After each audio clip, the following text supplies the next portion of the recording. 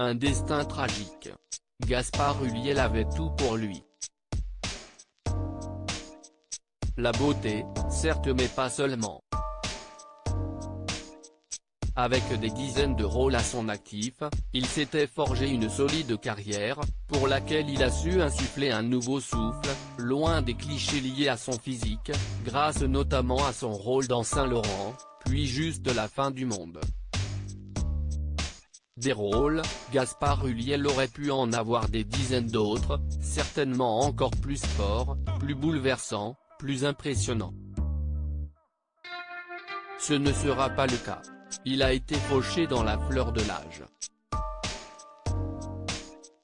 À seulement 37 ans et alors que son fils en a à peine 6.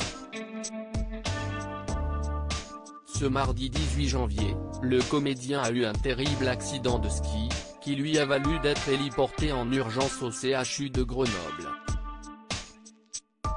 Souffrant d'un traumatisme crânien, son pronostic vital était engagé. Il ne survivra pas, décédant de ses blessures ce mercredi 19 janvier. De quoi provoquer une véritable onde de choc, tant par la brutalité de ce décès que par son jeune âge. Ce magnifique destin qui l'attendait est parti en fumée. Ce qui n'est pas sans rappeler le tragique sort d'un autre comédien. Il s'agit de Jocelyn Quivrin. Lui, n'avait que 30 ans quand il nous a quittés de manière tout aussi abrupte. C'était en novembre 2009, le jeune acteur venait tout juste de devenir papa, 8 mois auparavant d'un petit Charlie. Passionné de voitures et de vitesse, Jocelyn Quivrin roulait sur la 13 en direction de Paris dans son Ariel Atom. Quand il voulait rouler vraiment vite, c'était sans elle, la femme de sa vie, Alice Taglioni, rapportait Paris Match, même si elle n'était pas terrorisée par ses fantastiques et périlleuses chevauchées. Alors, ce soir-là, elle suivait dans son propre véhicule.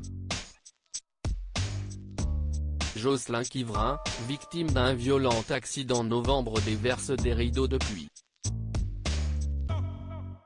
Avant l'entrée du tunnel de Saint-Cloud, zone réputée dangereuse, il dépasse une voiture qui roule à 160 km/h. À peine 5 minutes plus tard, une explosion.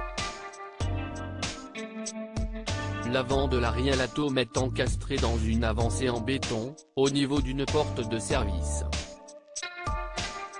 300 mètres plus loin, l'arrière de la voiture, en feu, projeté lors d'un choc d'une extrême violence, relayait le magazine.